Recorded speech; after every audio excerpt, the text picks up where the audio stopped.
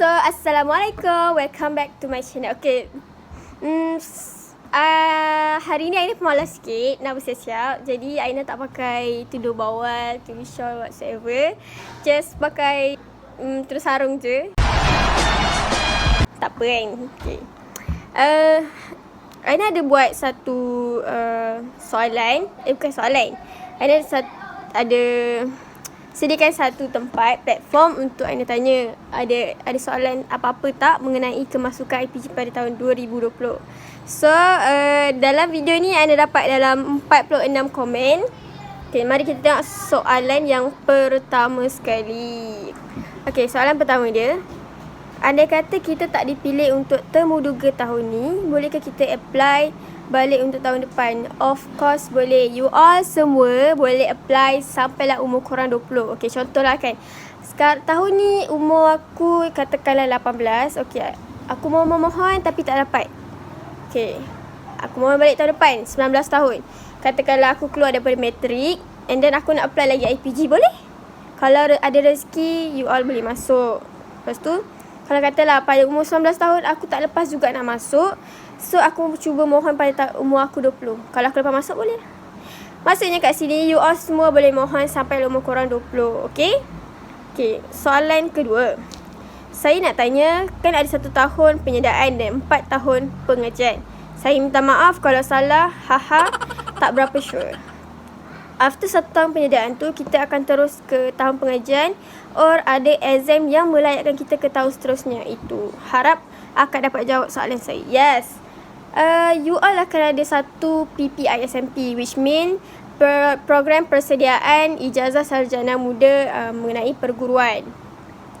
Okay, untuk melayakkan korang semua masuk ijazah, first year tu dia dikira sebagai macam kata apa,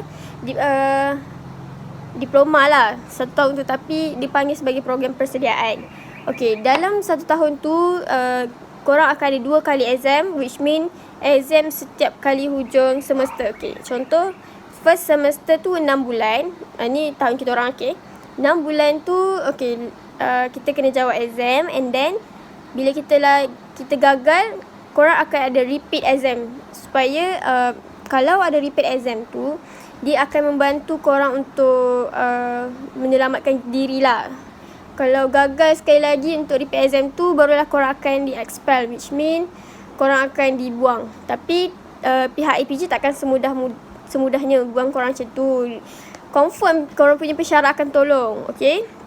Lepas tu, untuk exam semester kedua tu ni lah untuk masuk degree. After 1 tahun tu, korang ada exam tu. Okay, kalau exam tu korang lulus, barulah korang boleh masuk tahun seterusnya. Tapi usually memang orang kebanyakannya memang akan lulus lah. Okay. Soalan seterusnya nak tanya, kalau IPG ni dia kena stay setahun ke tak boleh balik? Or kita boleh balik anytime, macam hari cuti boleh balik?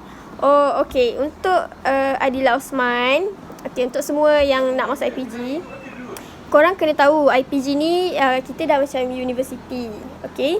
Jadi bila university ni dia every weekend korang boleh balik, tapi tengoklah ada program ke tak. Okay, contoh minggu ni first minggu, okay, katakanlah hari ni straight korang minggu korang belajar, tapi hari Jumaat, Sabtu, Ahad ni ikut Melaka korang nak balik, boleh?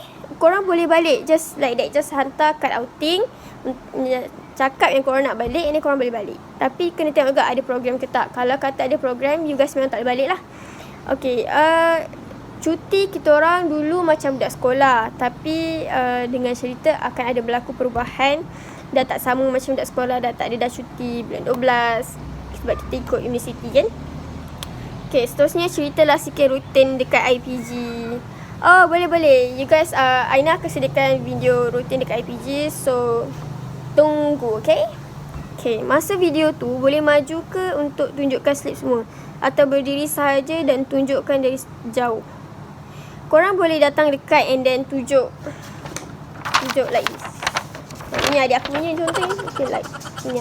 Faham tak? Tunjuk dekat-dekat. Boleh. Lepas tu, rutin IPG macam mana? Strict ke? ada part yang dia strict, ada part yang longgar. Tapi kalau strict ni bahagian-bahagian macam outing, korang nak outing kat rumah ni boleh pakai baju bebas tapi dengan syarat tutup aurat. Kemudian kalau pulang bermalam tu tak adalah strict sangat, boleh je korang balik. Tak apa tu, okey. Okey, andai kata saya terpilih masuk IPG, berapa ya bayaran yuran? Yuran korang semua patut bersyukur sebab alhamdulillah bila kita masuk IPG ni, kita tak perlu bayar yuran every semester. Kalau ada you lain yang macam awam, swasta, you guys kena mohon PTPTN. Tapi IPG tak perlu. Sebab IPG ni kerajaan, jadi you guys hanya perlu bayar yuran masa mula-mula masuk around dalam RM500. Sebab yuran tu dia yuran kemasukan untuk beli baju tenun, beli macam bayar banyak macam-macam lah kan. Nanti korang akan dapat lah barang-barang yang korang dah bayar tu. Kemudian make sure duit tu yang 500 tu korang kena post, ataupun korang boleh bayar dekat IPG. Tapi mostly dia memang akan suruh bayar secara post. Yang tu nanti korang tunggu je. Kalau korang dah masuk IPG, you guys boleh tengok cara panduan dia macam mana. Okay, seterusnya. Assalamualaikum sis, saya pelajar form 6 and lepas habis STPM, bolehkah saya nak apply di IPG untuk sambung degree saya? Mohon pencerahan ya sis. Ya, boleh. Awak dah habis STPM, awak boleh mohon untuk IPG. Tapi awak dikira masuk IPG lambat lah. Sebabnya bila orang lain katakanlah umur awak masa habis STPM tu umur 19 macam tu, awak akan masuk sama-sama sekali dengan budak 18. Jadinya awak akan jadi orang yang paling tua dekat, katakanlah dalam kelas awak tu awak seorang je yang STPM. Jadi maksudnya awak orang paling tua lah kat situ. Tapi no worry sebab korang tetap akan habis belajar sama-sama. Alah, okey apa? Jadi ada senior dalam kelas kan? Apa salahnya? Okey, Kak Aina, kalau saya guna salinan sijil tu perlu ada cop pengesahan tak? Actually ada, tapi kalau katalah korang pergi ke tu kampung tu dia tak nak layan kan, ataupun korang tak ada keluar rumah sebab PKP, tak apalah, korang tunjuk yang kopi dulu. Tapi kalau katalah korang terpilih untuk masuk IPG, bawa yang real, okay? Kak, apa kelebihan dapat masuk IPG? Wow, kelebihan dia sangat banyak. Macam akak sendiri pun, Aina sendiri pun asrama tak perlu bayar, bila api, bila air, percuma. Kemudian allowance tiap-tiap bulan dapat RM430. Banyak tau RM430 tu. Tapi untuk orang yang suka shopping, mungkin mak ayah dia akan bagi lebih-lebih kot. Okay. Lepas tu dekat IPG ni, you guys kalau keluar, insyaAllah kalau korang perform, korang boleh, korang lulus duduki ujian-ujian dia semua, korang akan dapat kerja lah, direct kerja dekat sekolah rendah. Bergantung pada kos yang korang dapat. Ya. Kemudian subjek belajar kat IPG susah ke? Sebenarnya bergantung pada minat. Kalau kata IPG ni susah, maksudnya korang tak minat subjek yang korang dapat tu. Macam Aina dapat subjek bahasa Melayu, right? Kalau benda tu actually sebenarnya senang kalau korang betul-betul belajar, study. Tapi kalau korang buat main-main, tak fokus dalam kelas, tak belajar, memang jadi susah lah. Lepas tu akak macam mana live kat IPG? Best tak kat sana? Ya Allah, best sangat-sangat.